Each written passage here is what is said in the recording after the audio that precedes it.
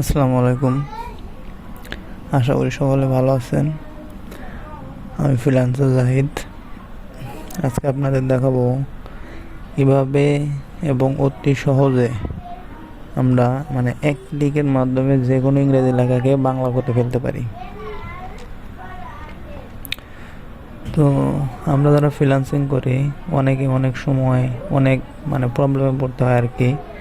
অনেকে English skill কম আছে, অনেকের ইংলিশ স্কিল বেশি আছে।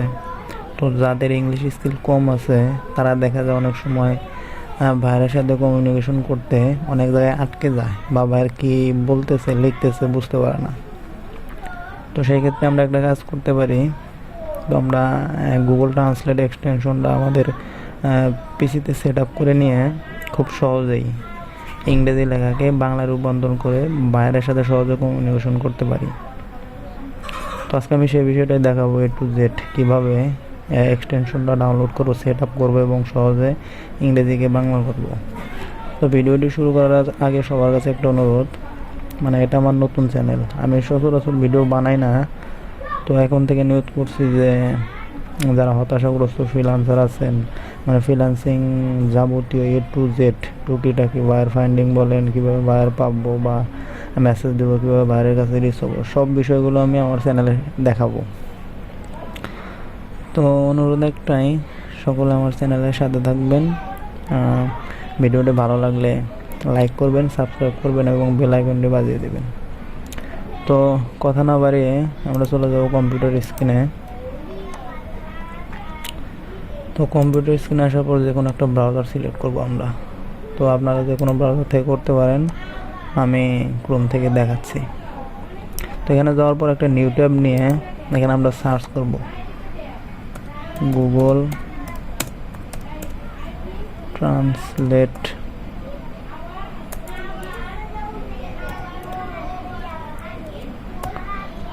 Translate extension. বানানটা আপনারা ঠিকভাবে লিখবেন।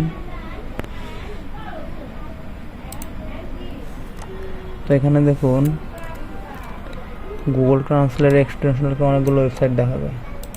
তো এখানে যেটা ক্রোমের লোগো আছে, আমরা সাধারণত ক্রোমে অ্যাড করবো এক্সটেনশনটা। তো যেটাতে ক্রোমের লোগো আছে আমরা সেটাতে ক্লিক করব, সেটাতে ঢুকবো আর কিছু ওয়েবসাইট। তো এখানে ক্লিক করলাম। এখানে ক্লিক করার পর দেখেন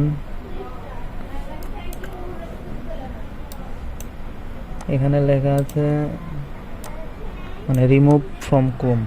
এটা লেখা থাকার কারণ হচ্ছে আমার এটা এক্সটেনশনটা অলরেডি অ্যাড করা আছে, এই জন্যে রিমুভ ফ্রম ক্রোম লেখা আসছে। তো আপনাদের এরকম আসবে না, আপনাদের প্রথম অবস্থায় আসবে এখানে লেখা আসবে অ্যাড টু ক্রোম।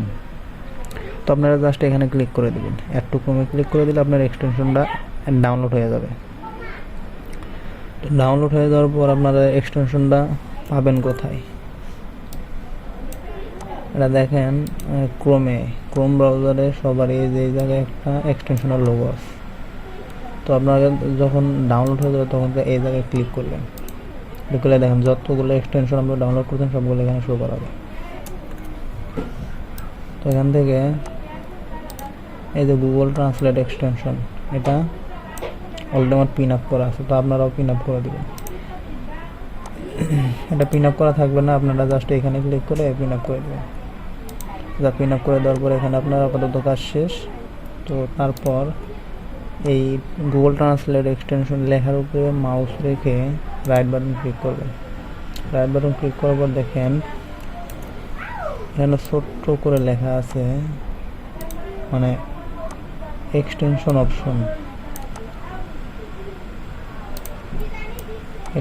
অপশন।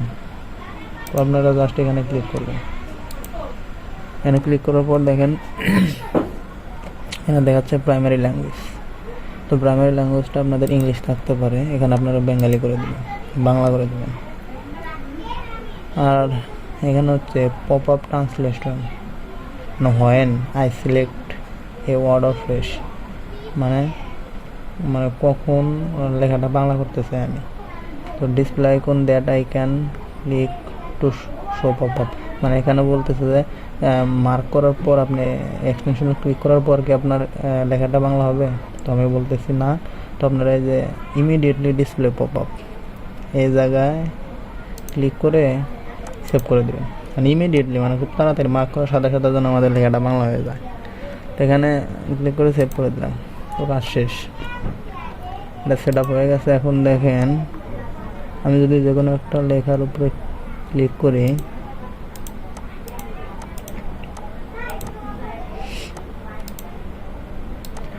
এর উপরে ক্লিক করে এখানে শুধু মাউস পয়েন্টার রাখবে, দেখেন লেখা বাংলা হয়ে গেছে। এখানে যত লেখা আছে সব লেখা আপনি মার্ক করে শুধু মাউস পয়েন্টার এর উপর রাখবেন, ইমিডিয়েটলি লেখাটা বাংলা হয়ে যাবে। তো দেখা যায় বাইরে অনেক সময় অনেক মেসেজ দেয়, আমরা বুঝতে পারি না, তো মেসেজটা জাস্ট কপি করে আর মার্ক করে মাউস পয়েন্ট উপরে রাখবেন, অটোমেটিক বাংলা হয়ে যাবে।